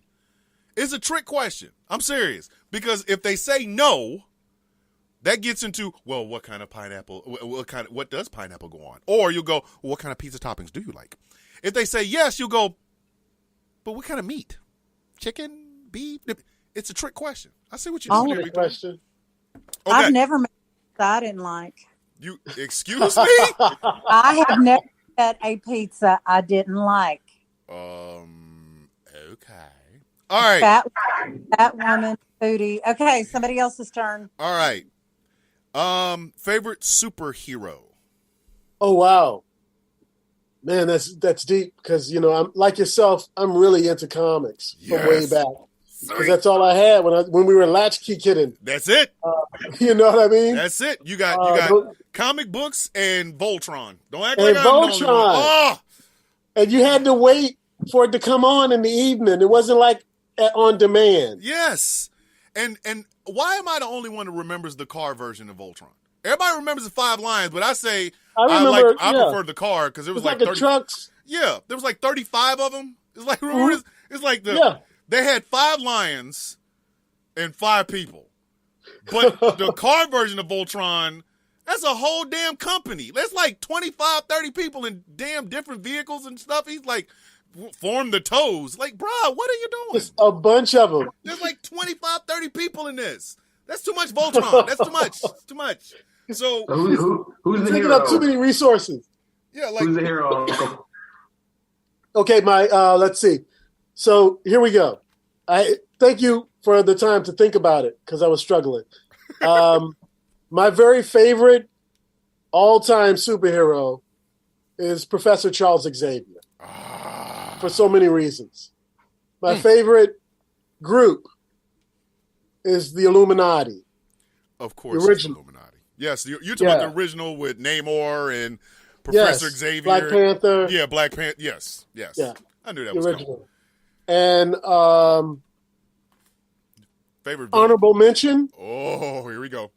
Honorable mention. One of my very favorite mutants is a rarely known about mutant called Forget-Me-Not, but he was actually an X-Men. And his unfortunate mutant ability was you will completely forget that he ever existed or why he is there. And he lives alone on the moon currently. I would rob banks like that. I would rob banks like that. I'd walk in, rob the whole bank, and then have everybody forget that I was even there. Yep. And you just keep it moving. It's a Jedi mind trick as a human form. Your turn, Joker. Right. So I know you're, like me, a collector of pop figures. What is the biggest collection you have so far in category? Oh my. So I got a thing for old R&B singers and all that stuff. That's, I would say that I got some on the chest, on the dresser, on the thing back here, but all of those are R&B singers or some kind of performers of some kind. That would be my largest collection. I did get one today that I really, really love, and I'd like to share. Oh, please do. Please do. It's Throg, the Frog of Thunder. Holy snap. You know, that I really like reminds that me, one. I had all three of the Prince ones. All three of them. Yes. And I gave them to a very good friend of mine who is as big, if not a bigger Prince fan than I am. I gave them to her as a birthday present. So. It's a birthday present? Yes. Oh, I man. had all three. I searched for them mugs too, boy. I was like, I have the purple rain. I must find my life is complete. Yeah, it's like I must find the other three. The other two. And when I completed Around it, the world in one day. Yes, I completed. I danced, and then I mistakenly put it on Facebook, and she was like, "I'll be expecting those," and I was like, For birthday, yeah. You got those friends too, don't you? Like, you right. Do you know what they call it? Rapid fire, Thomas. My bad, darling. My Oh, bad. I was enjoying it. Sorry. See there. Your turn, Victoria. 80s or 90s? Ooh, 80s. 70s, 80s, or 90s? What the actual? What? 80s. Who would? Come on now, Victoria. That was wild. That was good. You go give a really- choice between the 70s, the 80s, Yeah, I was or the teetering. 90s. Yeah, but growing up as a kid in the 70s was effing epic. Yeah, because you could have afros. I could we had Linda Carter and Yeah, Evil Knievel. I remember jumping my banana bike like that. yeah, and Evil Knievel and Sonny and Sharon, Donnie and Marie, damn it. Listen. Yeah. Can we all be honest about Evil Knievel? Can we be Gen honest now? X The man's been dead for a while, so let's just be honest with him. I go ahead. I'm fully on board with this. Evil Knievel was famous for trying to kill himself. True, but I think that I want to take it a step further and tie it into our subject. Mm-hmm. I believe that Evil Knievel epitomizes the American white male. Really? Because I always thought it was Clint Eastwood. I did. But he literally is working hard to kill himself. Yes. And then congratulate himself afterwards. I didn't die. Like, we all sat there and clapped while this man kept jumping over bigger and bigger and bigger things. The Grand Canyon. If This Evil man- literally, if Evil Knievel had taken a nosedive in the Grand Canyon, would we have been cheering? Be honest. Prime time broadcast. I would have. Go ahead. Look, Victoria, you mean to tell me you wouldn't have cheered if Evil Knievel had died? No, I'm just saying I'm not an adrenaline junkie. Yeah, I'd probably be like, woohoo, that's something different. Yay. I mean, think about it. We're also the generation of three. You are a horrible human being. I just want you to know that. I know. That is bad. But She flags them in there. I know. She'd be like, left. yeah, all right. I'm like, oh. And you don't realize you got hit until afterwards. Literally, I'm like sitting the there still third walking time. around going, oh my God. Did she say that out loud? Oh. said Yeah, that. but the ass next to me is going to say, go save him. Go save him. Oh my goodness. It's like I'm hoping Earl. It takes time to process. Yeah, I'm hoping Earl didn't hear that. Like, yo, man, did she really say she's going to congratulate you? Oh, that's something different. Oh, but like seriously, that. Oh. Think about it. We're the generation that watched the Challenger blow up. We Yes. Remember how they brought the television into the class? Into the class. Oh my God, we got a teacher in space. And then she got to the iosphere, and it was like, poof. And I'm serious. That was the day I didn't want to be. A live murder. Yes. Three individuals. And then murdered. Then our families. By the government. Yes. Then our families. Here we are all traumatized. We was raised with this. Traumatized. Then our kids and grandkids is like, well, the Columbia's going on the way back. Yeah. Hold on. There is a fairly large creator. She's a white lesbian. I think her name is Stashers, that's always talking about these Gen X things. Yes, I've seen her. Yes. She reminded me that there was a PSA in the 80s that said, it's 10 p.m. Do you know where your kids are? Yes. And you know what? That was the funniest PSA ever. Because my mother knew exactly where we were. We were inside watching that PSA. Well, we were right there watching that PSA with her. Literally. Y'all, look, the street lights. I have no idea what was going on in that household. I don't know. That light come on? Bro. Look, my mama was like, y'all better be out in front of the house when the street lights come on. And y'all better be in the house when they're all the way on. You could be out in the front yard until she say come in the house and you go in the house. So we're sitting there going, it's 10 p.m. Do you know where your children are? My mother would always answer, right here. Like, I'm sorry. Like, my mother wasn't having it. But they had to allot money for a campaign to remind people to parent. Literally. We had a First Lady of the United States give us the stupidest single way to not do drugs. Wow. Just say no. Wow. Lady, what the... Like, Nancy, you ain't out in these streets, B. You was not out here with us. That was like prime Reagan years for the CIA trafficking narcotics in America. Thank you. You sleep with the world's largest drug dealer, ma'am. He's next right there. Like, it's like nowadays when you look at the truth commercials. Every freaking time I see those stupid truth commercials, like, this is what your lungs look like. I literally go, well, I'm going to go smoke now, so... My thing is, and I think I think because I am a child of the 80s, I'm like, we all gonna die. Nobody is getting out of this alive. Nobody. I don't care how good you look. I don't care how much money you have. None of us are getting out of this alive. No. So that's the game. Listen, I would not. I don't want to have cancer. I lost my father and two of my uncles to cancer. I don't want to have cancer. I don't. But I also don't want to get ran over. I don't want to get shot. But I'm not getting out of this a lot. This beautiful frame is not coming with me. It's gone. This is a rental. This is a rental tuxedo. It's a short lease. It's a short lease. Because you could not vape. You could eat really well. You could do exercise. And then trip over your own damn dog, break your neck, be dead. Nobody's getting out of this alive. So like enjoy the ride. Live your life. Please. Because you're not getting out of this thing alive. Nobody is getting out of this alive. And I think that's what the 80s taught me. That's what the 80s taught me. You could be as famous as Gordon Gekko. Remember, greed is good. Yeah. Remember Less Than Zero? Oh my gosh, yes. Yeah. Robert Downey Jr. Robert Downey Jr. out there doing some strange things for some change to get some drugs. Okay, like, we grew up with these people. And here we are in this new enlightened age and social media. Nobody is getting out of this alive. Brother Thomas, you touched on it.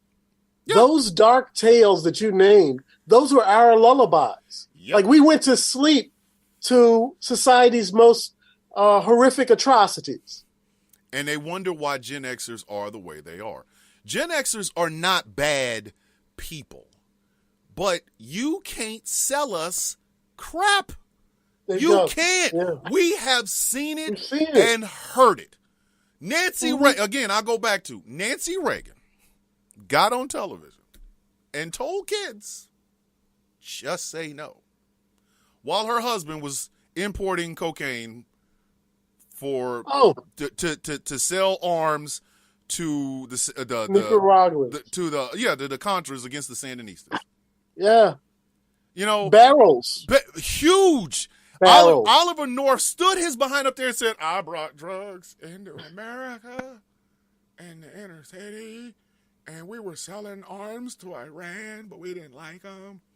Now hailed as a hero. Hailed. So hailed as a hero. So when you see the cynicism of Gen Xers, this is well founded. Victoria? Am I wrong? Am I wrong? No. Do you have? But we're way off track, Thomas. I know. Go ahead, boss lady. It's your turn. It's your turn, Joker. No, it's your turn. You didn't ask the question yet. Yeah, it's my turn. All right. Greatest boxer you ever saw?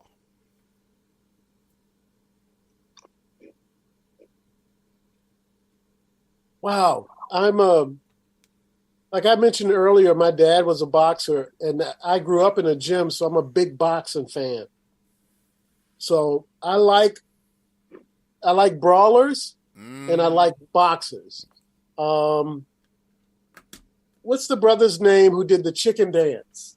Oh, crap. I know who you're talking about, and I can't even. Oh. Yeah. Because only Mayweather is coming to mind, and it's definitely not him. Roy Jones Jr. Roy Jones Jr. Mm-hmm. So after years and years of watching boxers, I have to say I enjoy watching him take a first round, the types of tests and to judge a boxer. Yep. And the second round, completely dismantle anything that resembled a defense. Like literally. Just at will. Roy was brutal. And he looked good doing it. So I would go with Roy Jones Jr. on that one. Anybody here remember Leon Spinks? Anybody remember Leon Spinks? Yes. I met Leon once. You did? Yes, I did. I met Leon Spinks in a bathroom in the airport in St. Louis, Missouri, and that was a weird time. He was a security guard. I went to a urinal. I forgot about that. Yes, I went to a urinal. He went to a urinal. He was we do the urinal space thing. And I looked at him. I said, "Oh, are you Leon Spinks?" And he looked me in the face and said, "Yes, I am." Zipped up and walked out the building. So there's that. Joker, your turn. Top 5 movies of all time. Wow. Top 5 movies of all time. Okay. So I like a lot of inappropriate films because for nostalgic reasons. So I refuse to rank any of these movies, but I will name 5.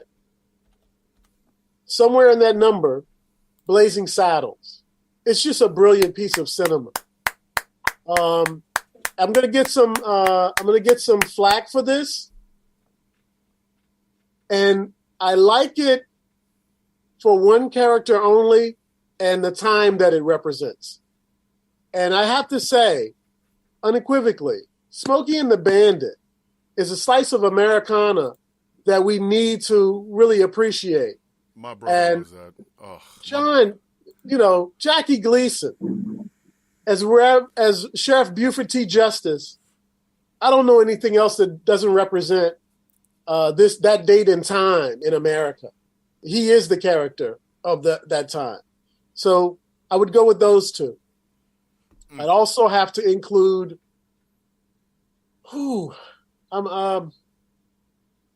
because of how I experienced it, Pulp Fiction. I would also say, so that's 3. Then I'm going to go film schooly on this one. 3 Samurais by Kurosawa, simply because it influenced everything. You dig? It's crazy. Influenced everything. And I guess I'd have to pick some kind of cape movie because of the superhero thing. Fucking Endgame, man. Oh my God, that final battle, I still tear up. No, I can't do it. That's it. I'm with you, but that end game just. I like that final battle. It gets me. But that's the thing. It's too much. I don't like Marvel, so I can't be with you on that. I know, one. like it's too much. Go ahead, Victoria. You have that look on your face. I don't know. What? Can I ask you a question, Victoria? Oh, sure. Awesome. How long have you been on TikTok, and why do you still talk? I have been on there. I would say this is my 3rd year. I got on there because, like, watching myself, I thought, "Oh my God, you're hilarious!" Like, I make myself laugh. You are. Yeah. I've met some amazing. Like the other day, I did a Molly Shannon one. I'm able to kick, stretch. I'm 50, 50 years old. I'm 50 because I'm 50. Yeah. And I just look at that and I think, oh my God, are you even sane, woman? But like, I laugh at myself, right? Good. Yeah. And I've made, and I have to say, like, I have a lot of no content, low content followers that I say built me, because I would follow back, and these people are just amazing, uplifting, positive. Yeah, I've actually made, no less. Yeah, I've actually made friends with people. You know, when we take this show live, you're gonna have to go out there to those fans, right? Who, me? Yeah, you. Y'all don't listen. Do y'all think we're not gonna do this show live one day? You are. We're gonna you have will not you believe come the in. personalities that will arise. Yes, you are gonna fly in here. You, me, and Joker are gonna rent a space, and we're gonna do a live show. We're gonna invite people in, and we're gonna do a live. Well, good. And I'll do it on the one pretense that when you start yakking your jaw meat or whatever it is you call it, me and Joker are going to just choke you. Y'all ain't going to touch me. Y'all not going to lay a hand on me. Y'all not going to lay a hand on me. Mm-hmm. Y'all don't know y'all nothing. I didn't agree to what you just said. Look, y'all ain't going to touch me. Joker's like, don't co-sign me, man. Me. No, literally, we are going to do a live show. We are. I don't know when, but when the disease and the epidemics and pandemics die down. Listen, we're not. It's not like we're going to invite 100 people. We might literally be doing it in somebody's house. Do a live version of the show. Kind of cool, though. Do you see now what I'm talking about? We invite. They're being Gatlinburg. Gatlinburg? Yeah. What the hell is in Gatlinburg?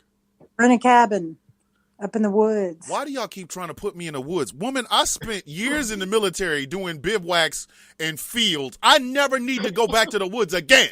It's a white people thing. There is nothing in the woods. Listen. Damn. Listen, one of my favorite songs is by Hauser, In the Woods Somewhere. I never need to go back to the woods. I never need to go back to the woods. But do y'all remember Sha Na Na? Yeah. You know, do y'all remember that? I didn't realize that they were a 60s group. Bowser was a game show host of about a decade after that show. Yes. Like the Match Game or whatever. Yeah. I'm watching like the Game Show Network thing. We really got to get you out of that house. No. Got to get you out. I am. You were watching the Game Show Network. GSN. You're vibing out with some GSN. We got to get you out. My son told me today that when I get old and decrepit, that he is not going to take care of me.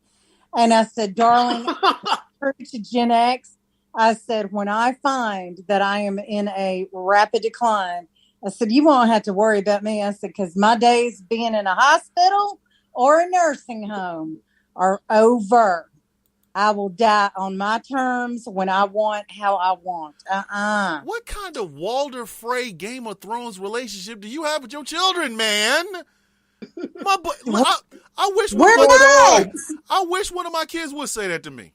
I will super kick their damn head off their shoulder. You know what the problem was? Because I got out here because I got out here because I don't ask nobody for a damn thing. And I cut my grass because it was cool. It was cool enough. And I thought, let me just run this lawnmower up and down. Okay. And then before you know it, I mean, once I got the damn dog inside that tries to eat the lawnmower, I was able to do my job very expediently. And so he goes to his driving lessons and I FaceTime him.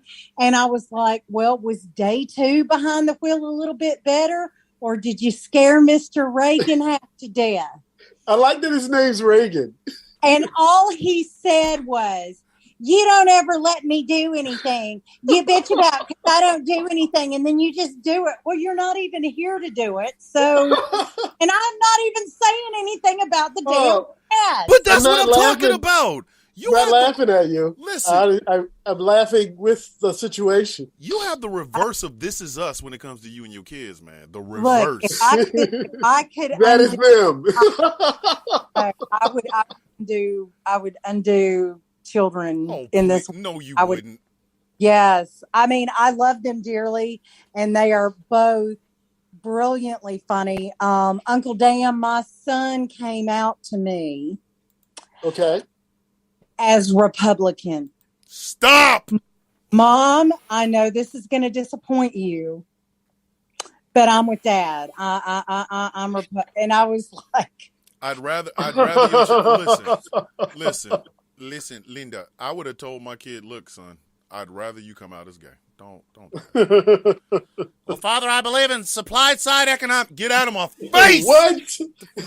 Boy, if you don't get on somewhere if I smack boy. Blasphemy! Like, how dare you? okay, do y'all know that Neil Gaiman's Neil Gaiman Sandman is on Netflix? Yes. And I plan on doing a whole...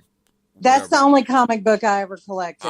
Really? I have watched. Wow. I'm in the process of watching The Sandman for the second time. I started watching it on Friday, ended watching it Friday night, and was instantly like, "Oh my god, I can't!" And all this that. First off, the person who plays Desire, they can get it. Fine as. I hope Delirium is really. I hope Delirium's in there. Death, listen. Death, her arc. Oh. Really? I got to see it, man. I got to see it now. You got to watch. Listen. I'm going to start it tonight. I told my wife, I'm like, I am watching this again. And here's the crazy part. I've already seen it. She's like, well, I haven't seen it yet. I'm like, listen, I will restart it. It is that, first off, anything with Charles Dance in it is perfect. Yeah. The man, I want his dictation. I want his voice. I have loved that man. Listen, Charles Dance, I want Charles Dance to read my autobiography about my life. I do. I write my book. I want Charles Dance to read it. Secondly, the guy that got playing Sandman is a little bit, he needs to eat. Okay. He needs to He's supposed to be thin and pale and not gone. Not that thin. Not that pale. Self-loathing.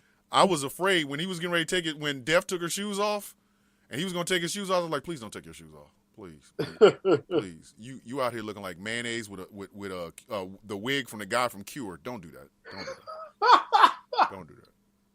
Do not talk about Robert Smith. That is sacrilege. Hey, show me how you do that. I don't even know what you guys are talking about. So yes, this is why you will not be on the show Plot Holes, because you do not like watching Game of Thrones, and there's plenty of plot holes in it. And you will not watch it.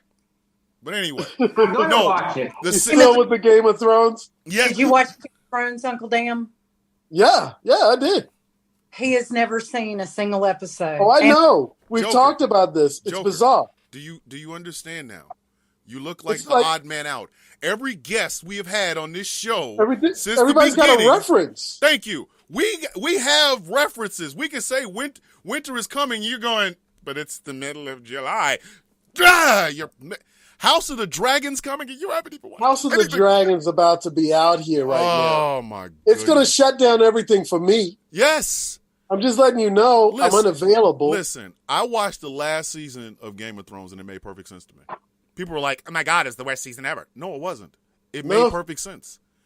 All of it was the worst season ever. Of course, because you ain't never watched it. That's what I'm Never talking about. seen it. But listen, from the standpoint of the show, it made perfect sense. Everybody did exactly what they were supposed to do. Jon Snow was never going to lead. The dude just wanted to be up in the woods. He missed your what's her face?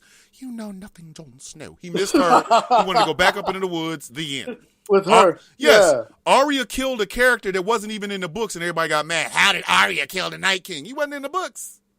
You're still even mad at me because I've never watched Stranger Things. Stop. What? You I haven't tried watched to Stranger tell you, Things? don't say that in front of her. Never and will never watch Stranger Things. Lord, It's so good. Lord, watch it.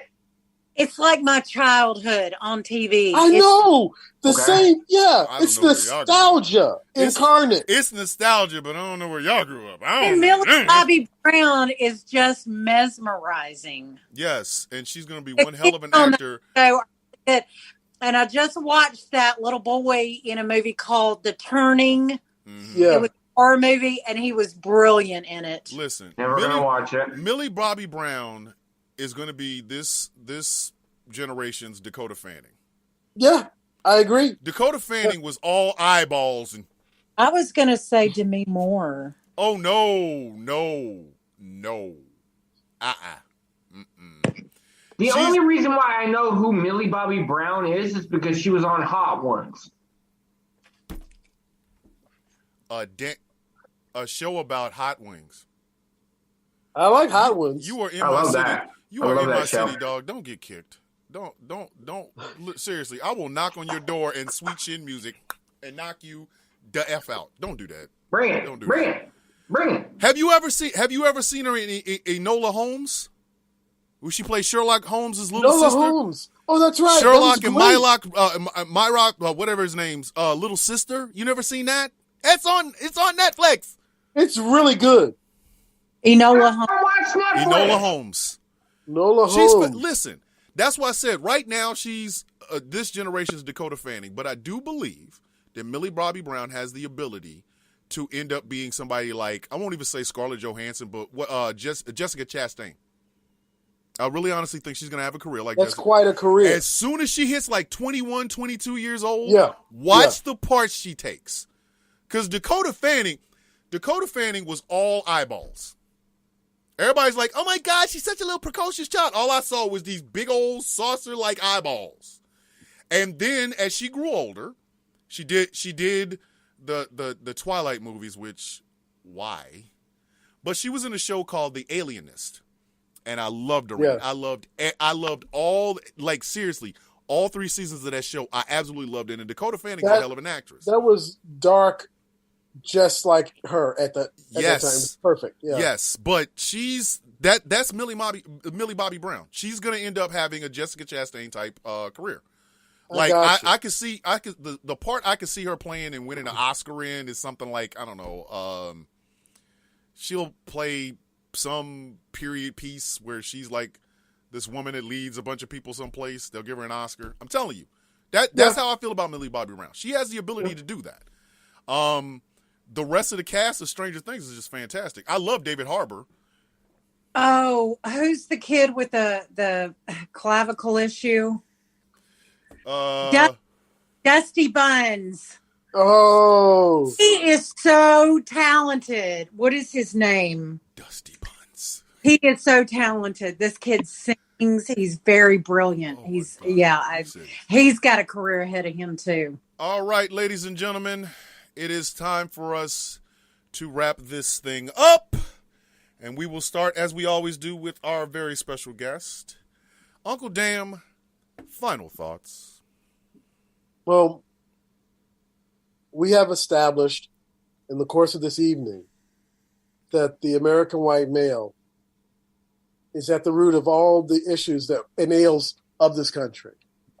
But more so than that, I've developed a friendship and a kinship with people I admire. So I really want to thank you and Joker and Victoria for having me this evening. Oh, stop that, man. We do what we can. Okay. Miss Victoria, final thoughts. Y'all have a great week. It's about to be Monday in an hour or two. Schmonday. You really It's wanna- Schmonday. Yeah, you want to remind Some me of us all that? work. Some of us aren't retired. Hey, I got work to do. Don't I got work to do. I got work to do. All right, Mr. Joker. I don't want to work today. I don't want to do the work today. TikTok lives rent free in my head. I noticed. Joker, final thoughts. As I always start the show and as I always end this show, I'm tired of watching the minority being killed by the police on a frequent basis. ACAB. Also, pleasure having you on the show, Uncle Dan. I love you to death, man. I Thank you, love being brother. in your lives, hanging out with you. It was awesome having you here. Thomas, I'm now in KC. We've got to get up together. I know. I've got campaign work you can help me with. Okay. All right. Yeah.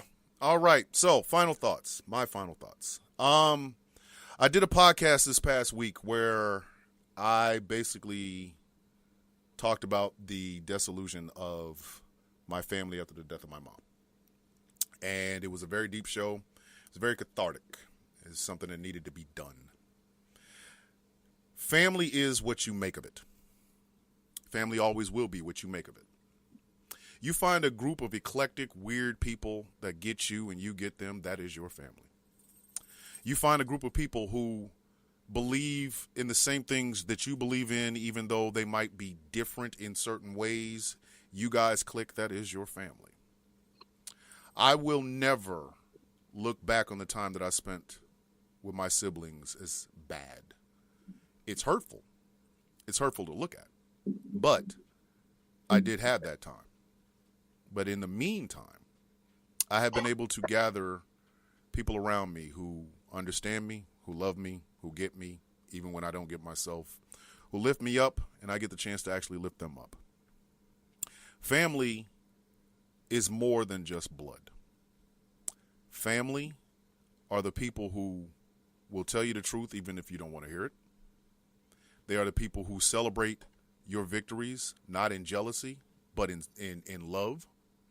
They are the ones that you get to be proud of because they accomplish things minor, like I learned how to drive, and major, like I graduated with my master's degree. Family is a word that I am becoming more and more comfortable with, especially after everything that has happened. So remember the people who were there with you at the bottom when everything was dirty, when the lights were off, food was running low, you had 2 nickels to rub together hard, and somebody else said, here's $1. Now you got $1.10. We'll do something together. Those people, whether you are low to the ground or top of the heap, those will be the people that will keep you grounded. Those are the people that will be there with you to the very end.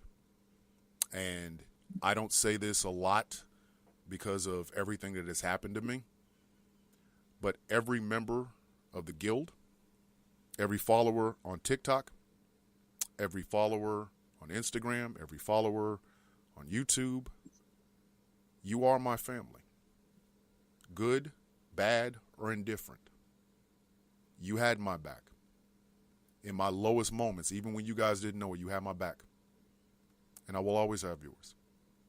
I will love you either out in the open or in secret for as long as I have breath in my body. And nothing will change that.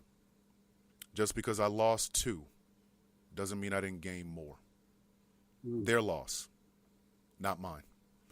So, for the Villain's View, I am Thomas Bishop. I am known as the Villain. Thank you very much for tuning in. Next week, we're supposed to be doing comedy next week, aren't we?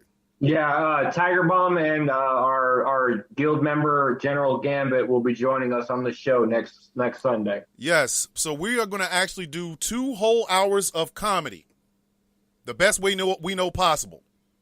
Dryly.